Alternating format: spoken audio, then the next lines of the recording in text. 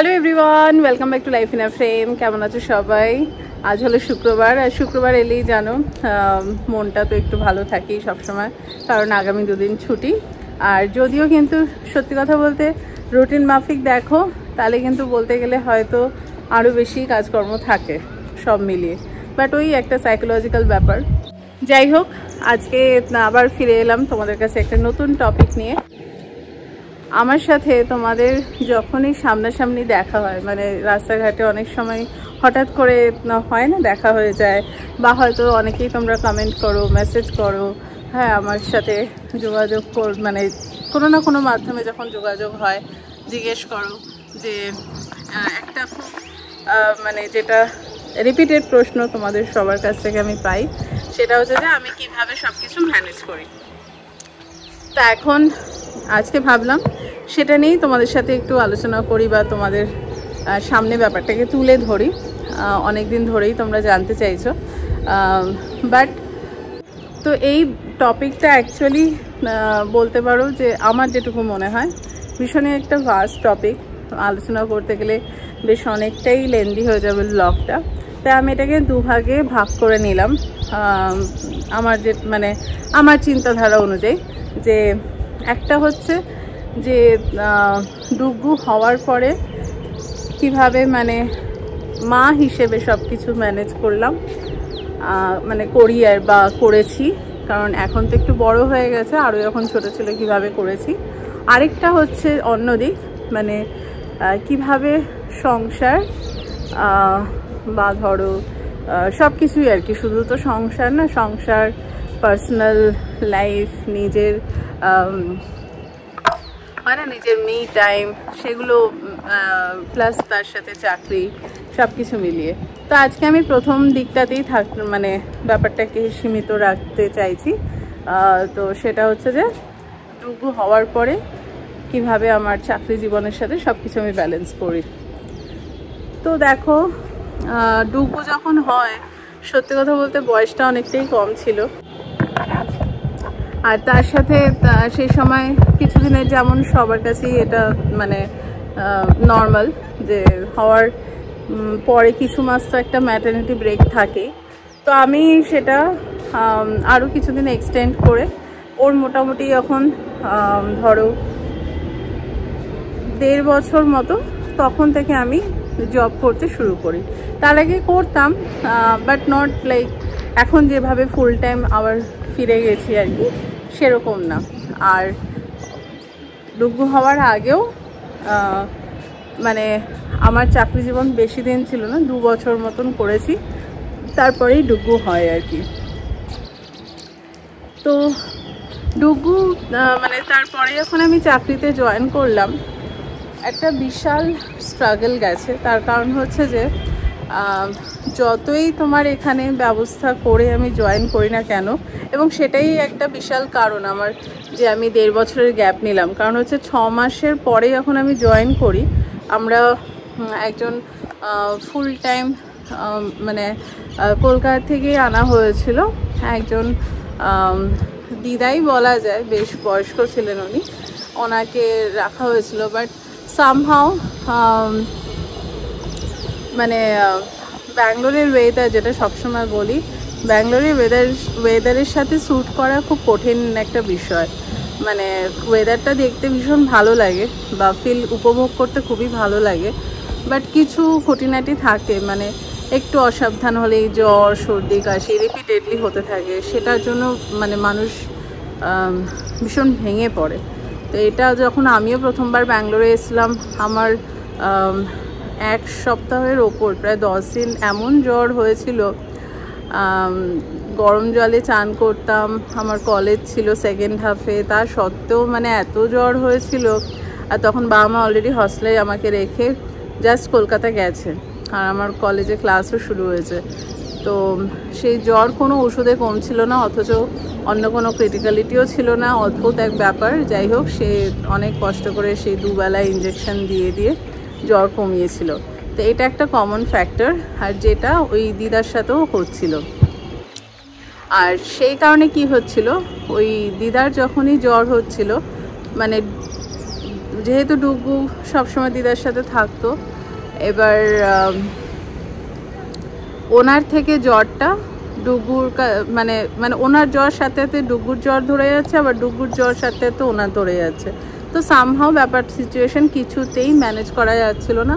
আর ওই বয়সে ডুগুকে কোনো ডে কেয়ারে রাখাটাও মুশকিল ছিল, কারণ জাস্ট তখন হার্ডলি 6 মাস 7 মাস হবে।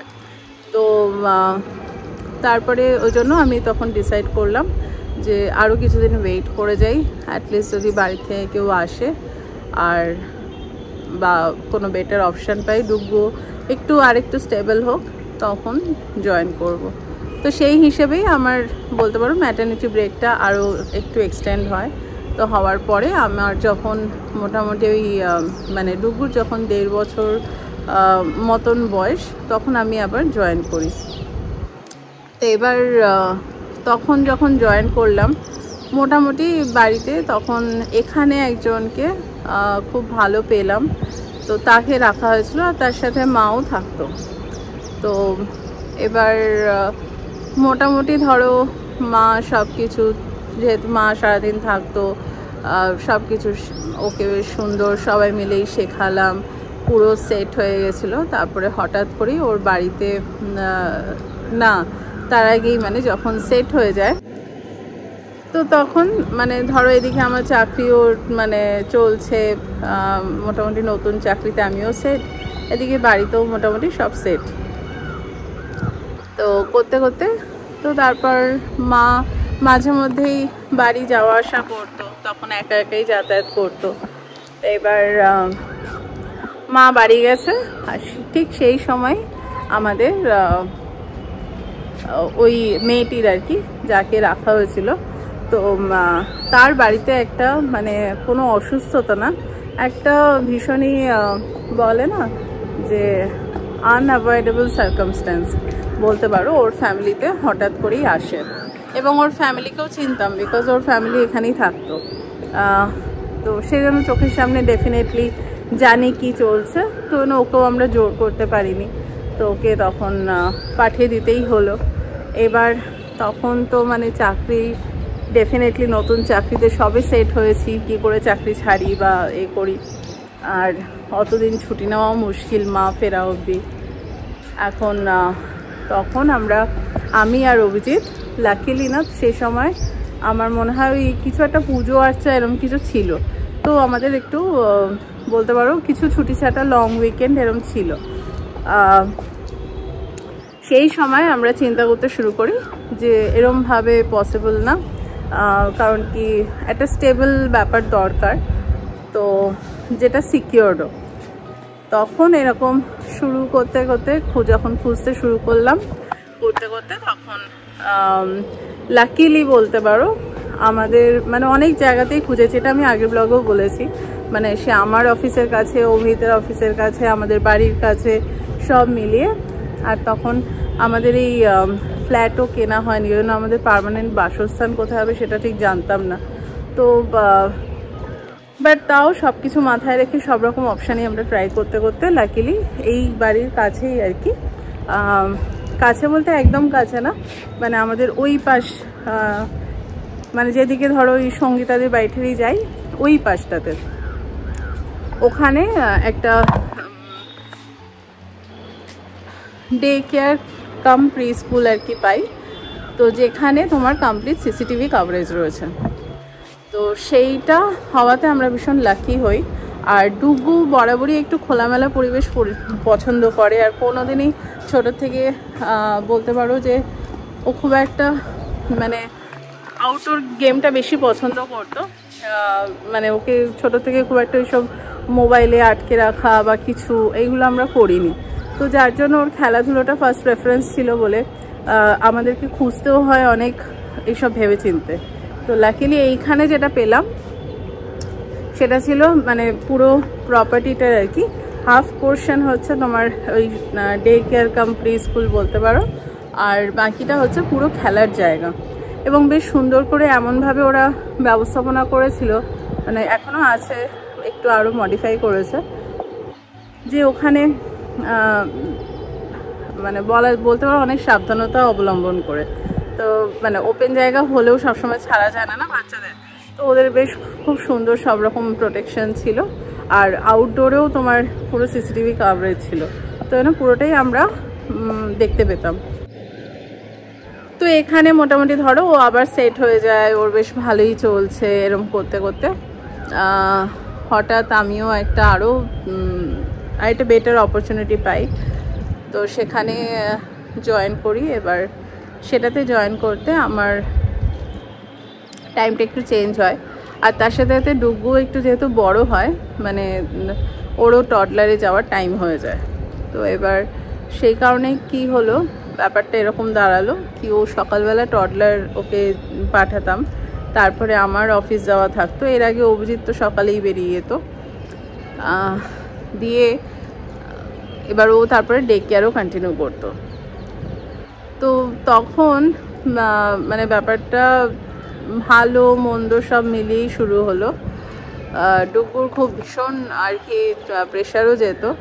তো সকালবেলা ডুগুকে টডলারে দেওয়া হতো, সেখান থেকে ও ডে কেয়ারটা কন্টিনিউ করতো। আর আমার অফিসটা শুরু হয়েছিল তখন, মানে টাইমিংটা ছিল 12 to 9, আর বাট অভিজিৎ বিকেলে তাড়াতাড়ি চলে আসতো।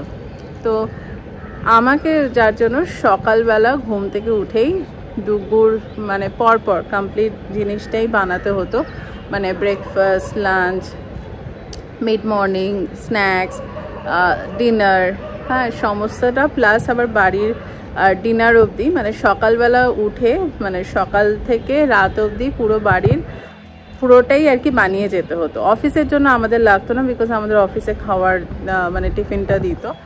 টিফিন বলতে তোমার সবই আর কি, যেমন এখনও অভিজিৎদেরও তাই, যার জন্য ওকে কখনো নিয়ে যেতে হয় না। তো সেটা একটা ছিল প্লাস পয়েন্ট। আদারওয়াইজ পুরোটাই আমি সকালবেলা বানাতাম। এবার ডুগু যার জন্য পুরোনো একটা বেশ বড় ব্যাগ যেত, মানে যেটার মধ্যে সব কিছু যেত। সকালের মানে টডলারে গিয়ে যে টিফিনটা খাবে, তার আগে বাড়ি থেকে খাইয়ে পাঠাতাম, বুঝতেই পারছো। আর তখন অ্যাজ সাচ সেরকম মানে হেল্পিং হ্যান্ড বলতে কিছু কেউ ছিল না বাড়িতে। তো যার জন্য অফিস থেকে এসে বিশাল একটা কাজ ছিল, ওর আগে সমস্ত কিছু পরিষ্কার করা, মানে সে টিফিন বক্স বলো, জামা কাপড় ধোয়া, সব কিছু, মানে ডুগগুড়টা। আর ডিনারটা মোটামুটি মানে ধরো হালকা ফুলকা হয়তো কেটে কুটেই যেতাম বা প্রিপেয়ার করে যেতাম হাফ, বাকিটা হয়তো রাতে এসে করতাম, এরকমভাবে আর কি চলছিল। এবার অভিজিতের না তখন ব্যাপারটা আরও কঠিন পরিস্থিতি ছিল এই কারণে যে অভিজিতের প্রায়ই ধরো মোটামুটি আউট স্টেশন যেতে হতো। এবার অভিজিৎ যখন এখানে থাকতো, তো তখন বিকেলবেলা ফেরার সময় ডুগুকে নিয়ে চলে আসতো আর কি, এসে ও দেখাশোনা করতো। আর যদিও এখানে না থাকতো, ব্যাঙ্গালোর থেকে ধরো বাইরে কোথাও গেছে, তো তখন ডুগুকে সেই রাত অবধি কন্টিনিউ করতে হতো ডে কেয়ারে।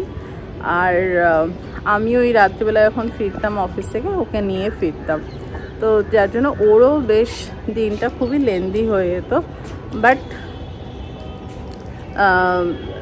ওই বলতে পারো যে ভগবানের দয়াতে ডে কেয়ারের যে যত স্টাফ ছিলেন, প্লাস তোমার ম্যামেরা, প্রত্যেকে ভীষণ ভীষণ কেয়ার করতো, যার জন্য ডুগুর কখনো সেইভাবে আনকমফোর্টেবল ফিল হয়নি।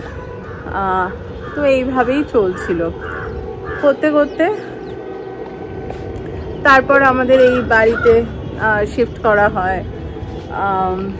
তো বলতে পারো সেই সময় জানি না কতটা বলতে পারবো যে ব্যালেন্স করতে পারছিলাম, বাট মোটামুটি সব কিছু সুস্থভাবে চলছিল। তো মানে কারোরই সেইভাবে অসুবিধা, মানে একেবারে কঠিন পরিস্থিতিতে পড়তে হয়নি।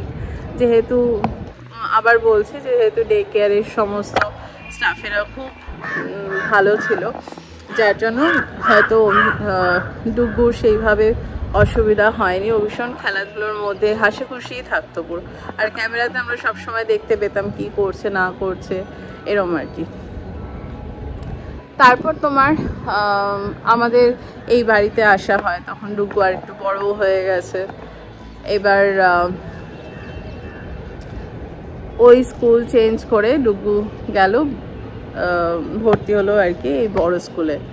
তো এবার সেটা ও নার্সারি থেকেই এই স্কুলে যাচ্ছে। তো বুঝতেই পারছো আবার একটা অন্যরকম রুটিন এসে দাঁড়ালো আমাদের কাছে। তাই সেই রুটিনটা এখন এলো, তখন বাড়িতে লাকিলি মা ছিল। এবার মা ছিল প্লাস আমার ওই বাড়িতে তারপরে আমি একজন হাউস হেল্পকে পাই, মানে ফুল টাইম না, ওই মোটামুটি ধরো সকালে বিকেলে আসতো মা থাকাকালীন। তো সেই কারণে ডুগু স্কুল থেকে যখন আসতো তখন মা থাকতো, প্লাস অভিজিৎ ধরো বিকেলের দিকে চলে আসতো। বাট আমি তখন করতাম 3টে থেকে 12টার শিফট, ঠিক আছে। তো আমি বাড়িতে ফিরতাম ধরো রাত্রিবেলা 1:30 এরকম। এবার এটা হচ্ছে তোমার, এটা নিয়ে আগের দিন আমি অলরেডি আলোচনা করেছি কেন এরকম টাইমিং। এগুলো যেহেতু আমি ব্যাংকিং সেক্টরে আছি, যেই দেশের ব্যাংকের জন্য কাজ করি সেই অনুযায়ী টাইমিংটাও চলতে থাকে ওইভাবে, প্লাস কিছু মানে ফ্লেক্সিবিলিটিও রয়েছে আমাদের টাইমিংয়ের। তো সব মিলিয়ে মানে সেটা হচ্ছে এটাই কারণ, যাতে সবার আর কি পরিবার আর চাকরি জীবন সব কিছু ব্যালেন্স করতে পারে।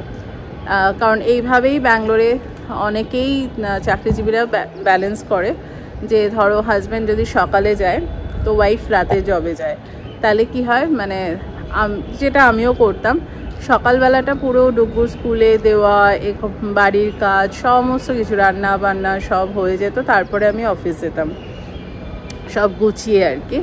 আর অফিস থেকে অভিজিৎ যখন অফিস থেকে আসতো তখন ও আবার ডুগুকে সামলাতো, এরকম আর কি। প্লাস মা থাকতো সেরকম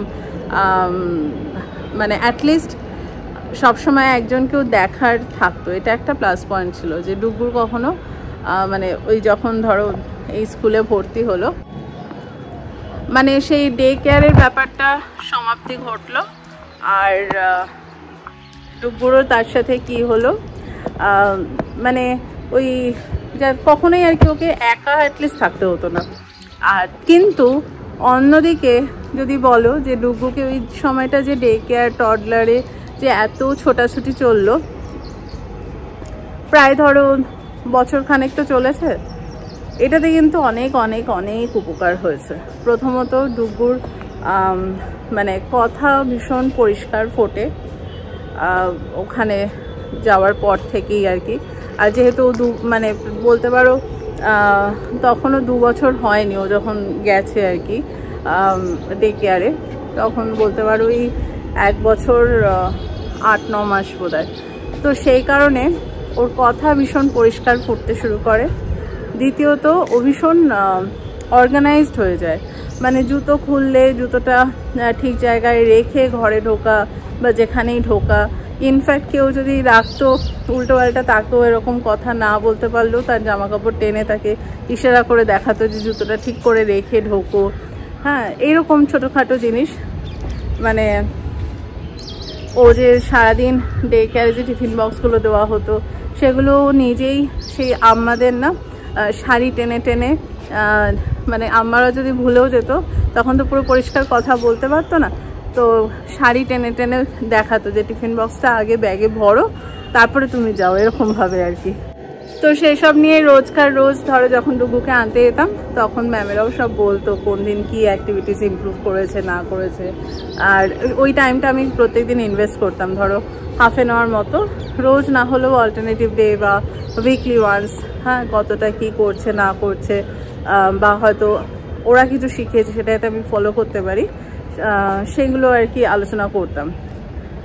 তো করে মোটামুটি ওই বছরখানেক ও যে ওই একটা ছোটাছুটির মধ্যে থাকলো, এটাতে অনেক অনেক অনেক উপকার হয়েছে। এই হলো ব্যাপার। এবার তারপরে যখন এখানে বাড়ির থেকে সব কিছু করতে শুরু করলো, তো যেটা ফার্স্টেই বললাম যে সকালটা আমি সব দেখতাম, বিকেলটা অভিজিৎ পুরো দেখতো। আর তার সাথে মা যেহেতু সবসময় থাকতো না, তার জন্য মানে ওর ওই একা থাকা বা ধরো খেলতে গেলে এসে ঘরে কেউ থাকবে না সেই জিনিসটা কখনো পায়নি, সবসময় একটা সিকিউরড ব্যাপার ছিল। এবার যখন এইভাবে ধরো মোটামুটি বছরখানেক চললো। হঠাৎ করে একদিন আমাকে এবার একটা ল্যান্ডলাইন সবসময় রাখতাম, যে ওর যদি কখনো কিছু বলতে ইচ্ছে করে ও যাতে আমাকে ফোন করে বলতে পারে। কারণ সবসময় তো ধরো অভিজিৎকে বললে হয়তো বা মাকে বললে ফোন করবে, বাট হয় না একটা মনের ইচ্ছা বা হয় স্বাভাবিক যে একটা বিকাশ, সেটা হয়তো আমি মা হিসেবে জানতে পারবো, সেই ভেবে একটা ল্যান্ডলাইন রাখা ছিল, যাতে মানে প্রয়োজন না থাকলেও ছিল। তো ও সেখান থেকে মাঝে মধ্যে আমাকে ফোন করে বলতো কি করেছে সারাদিন বা কার সাথে খেলেছে, হ্যাঁ অফিসের মাঝেই ফোন করে এগুলো আমাকেও জানাতো। আর প্লাস আমি ওকে রেগুলারলি ওই সকালবেলাটা যে আমি বাড়িতে থাকতাম, ও বিকেলবেলা এসে স্কুল থেকে কি পড়াশোনা আর কি করবে সেই হোমওয়ার্কটা আমি পুরো প্রিপেয়ার করে যেতাম রোজকারটা রোজ। আর এসে আবার পরের দিন সকালবেলা ও কী করেছে সেটা চেকও করতাম, আর উইকেন্ডে ওর সাথে বসে সব আলোচনা করতাম। এইভাবে ওর পড়াশোনা প্লাস তোমার এগুলো মানে ব্যালেন্স হতো। আর সন্ধ্যেবেলাটা অভিজিৎও দেখতো, কিন্তু যেগুলো লেখার কাজগুলো সেগুলো আমি সকালবেলা সব মানে ওয়ার্কশিটগুলো প্রিপেয়ার করে যেতাম, ও এসে জাস্ট ওগুলো করতো, প্লাস খেলাধুলো করতো। তো সেগুলো ফোনে আমাকে সব ইনফর্ম করতো। তো যাই হোক, সে তো গেল। তো এরমই ফোন করতে করতে একদিন হঠাৎ আমাকে ফোন করে বলল, মাম্মা সবই ঠিক আছে, বাট সন্ধ্যাবেলাটা আমি তোমায় খুব মিস করি। আমি কেন, কি হলো? তো বলছে, না সবার মাম্মা থাকে, বাট তুমি থাকো না, আমি মিস করি তোমাকে। আর প্লাস তোমার তখন যেহেতু ওরা ছোট ছিল না, প্রচুর সবারই মোটামুটি সব বাচ্চাদেরই বার্থডে বেশ বড় করে সেলিব্রেট হতো।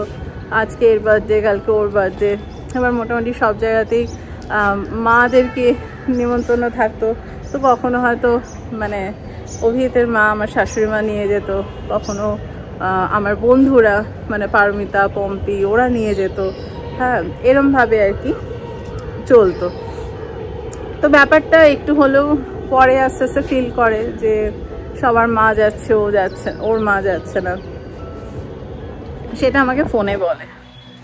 তো তখন সাথে সাথে ইমিডিয়েটলি, আমি বেশি দিন নিইনি, উইদিন 1 সপ্তাহের মধ্যেই বোধহয় অফিসে আমি জানাই যে আর আমি এই রাতের এটা করবো না, এবারে আমি সকালবেলাতেই আসব।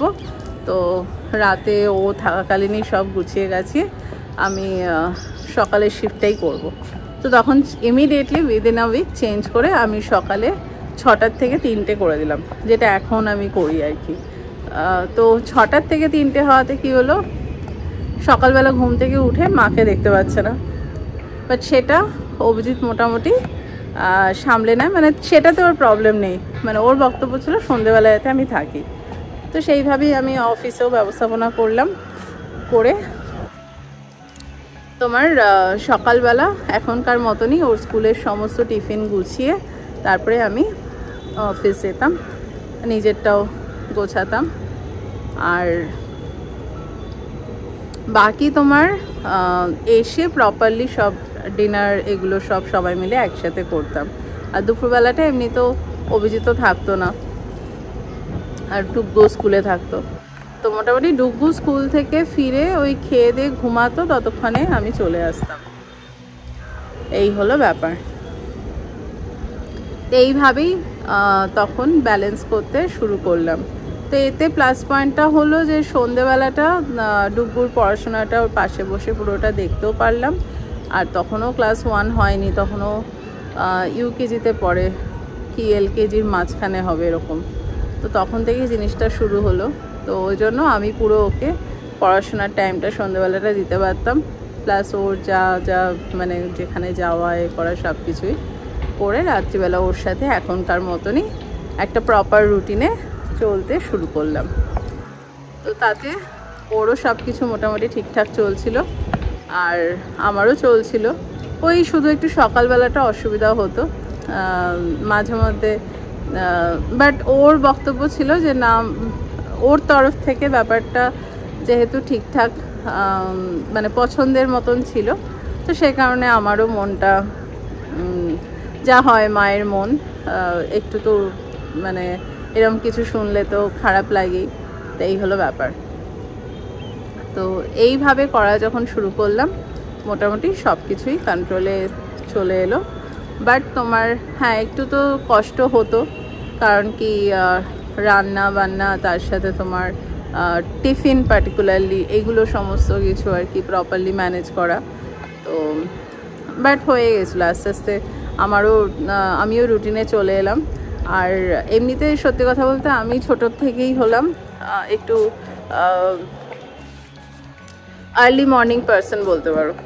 যাই হোক, এইভাবেই পুরনো অভ্যেসে ফিরে এলাম। বেশ সব ঠিকঠাকই চলছিল। তারপর তো তোমার আস্তে আস্তে সিচুয়েশন পাল্টে যায় আবার, সেটা হচ্ছে কোভিডের জন্য আবার সবাই ঘরবন্দি হয়ে গেলাম। আর সেটার প্লাস পয়েন্ট নেগেটিভ পয়েন্ট সবার জীবনেই এসছে, সেটা নিয়ে আমি আলোচনা করতে চাই না, কারণ এটাতে কারোর জীবনে অনেক ভালো মুহূর্ত ফিরে এসেছে, আবার কারোর জীবনে অনেক কঠিন পরিস্থিতি এসছে। তো সেটা একটা আলাদাই বলতে পারো আমাদের জীবনের, প্রত্যেকের জীবনের একটা আলাদা অধ্যায়। আবার স্ট্রাগল শুরু হলো কোভিডের পরে। আর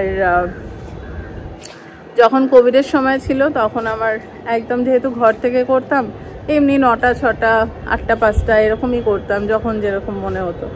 তারপর তোমার কোভিডের পরে এখন আবার এরা স্কুল যেতে শুরু করলো। আমাদের তো বাদই দাও, মনে হয় স্কুলে ম্যামদের সত্যিই খুব কষ্ট হয়েছে, কারণ ডুগু যখন কোভিডের পর আবার স্কুল যেতে শুরু করলো, ও তখন পড়ে ক্লাস 3-তে। এবার ক্লাস 3-এর বাচ্চাদেরও স্কুলে গিয়ে অ্যাডজাস্ট করতে এত অসুবিধা হচ্ছিল। আর কিন্তু ডুগু মানে খুব খুশি ছিল যে এতদিন পরে আবার বন্ধুদের সাথে সব দেখা, তো সেটা নিয়ে চলছিল। কিন্তু ওই যে একটা মানে আগে কি দাঁড়িয়েছিল যে ক্লাস মানে 1 আর 2 হচ্ছে, ও কোভিডে মানে কোভিডের টাইমে ডুগু 1 আর 2টা চলে আর কি। তো না, ইউকেজি অবধি আমি যে অভ্যেসটা তৈরি করিয়েছিলাম সেটা ওই 1-2তে চলে যায়, কারণ তখন তো সারাদিনই বাড়িতে, সেই ব্যাপারটা ছিল না। সব সময় হয় খেলাধুলো, পড়াশোনা, স্কুল, মানে এক্স্যাক্ট ওই টাইমের ডেফিনেটলি একটা রুটিন ফলো করতো, কিন্তু তার সাথে বাইরে যাওয়াটা যেহেতু ছিল না, তো সেই কারণে ওই অভ্যেসটা একটু হলেও তো নষ্ট হয়। তো ক্লাস 3 থেকে আবার সেই স্ট্রাগল একটু হলেও শুরু হয়, ছন্দে ফেরার একটা স্ট্রাগল। বাট আমি এটা আমাদের এই কোম্পানিতেও তোমার সেই ফ্লেক্সিবিলিটি যেমন রয়েছে, আগের দিনও বললাম। বাট আমি ভাবলাম যে দেরি করে লাভ নেই, সকালের দিকে করে নেওয়াটাই ভালো। অ্যাজ ইউজুয়াল এখন তো বড় হচ্ছে, পড়াশোনার আরও মানে কঠিন হবে দিনে দিনে, তো সময় দেওয়াটা বেশি দরকার। তো সেই কারণেই আমি সকালবেলাটা সব কিছু সেরে পুরো সন্ধেবেলাটা মোটামুটি ফ্যামিলির সাথেই থাকি। এবং হয়তো হ্যাঁ কন্টিনিউয়াসলি হয়তো ডুগুকে বসে বা ওর পাশে বসে থাকি না, বাট সব কিছুতেই ওর সাথে রয়েছি আর সবার সাথেই রয়েছি। এইভাবে এখনো পর্যন্ত ব্যাপারটা ব্যালেন্স করে যাচ্ছি, মানে স্পেশালি ডুগুর দিকটা। এবার এর বাইরে অনেক কিছুই রয়েছে যেগুলো আরও মানে অন্য একদিন আলোচনা করব, কারণ সংসারের অনেক খুঁটিনাটি থাকে, তোমরা সবাই বোঝো। তো সেইটা কিভাবে ব্যালেন্স করি সেটাও তোমাদের সাথে শেয়ার করব। তবে ওভারঅল এইটুকু বলতে পারি যে হয়তো বয়সটা তখন কম ছিল, কিন্তু এই এরম একটা বলতে পারো জার্নিটা একেবারেই স্মুথ ছিল না আমাদের জন্য।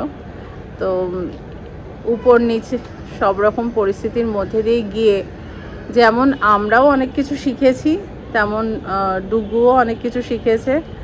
এবং সব মিলিয়ে ওভারঅল যদি বলো আমাদের এক্সপিরিয়েন্স ভীষণ ভালো, আমরা এটাকে কোনোদিন ডিনাই করতে পারবো না। এই যে সিচুয়েশানটা গেছে এত মানে কখনো কেউ দেখার নেই, কখনো রয়েছে, কখনো হয়তো সব কিছু স্টেবল, সেটা হঠাৎ করে নষ্ট হয়ে গেল, সিচুয়েশান পাল্টে গেল। তো সব কিছুর মধ্যে দিয়ে গেছি ঠিকই, কিন্তু অনেক অনেক অনেক কিছু শিখেছি। এবং তার জন্য হয়তো একটা জিনিস যেটা হয়েছে, এখন মেন্টালি ভীষণভাবেই প্রিপেয়ার্ড এবং মোটামুটি সব রকম কঠিন পরিস্থিতির সম্মুখীন হওয়ার জন্য তৈরি আর কি। চলো, এই ব্লগটা এতটাই রাখলাম। এর পরের দিন বাকিটা ডিটেলসে শেয়ার করবো। পরের দিন বলতে হয়তো আবার যেদিন এরকম একটু অবসর সময় পাবো সেদিনকে। চলো, টাটা। কমেন্ট করে কিন্তু তোমাদের ওপিনিয়ন জানাতে একদম ভুলো না, প্লাস তোমাদের স্টোরি শেয়ার করতেও ভুলো না।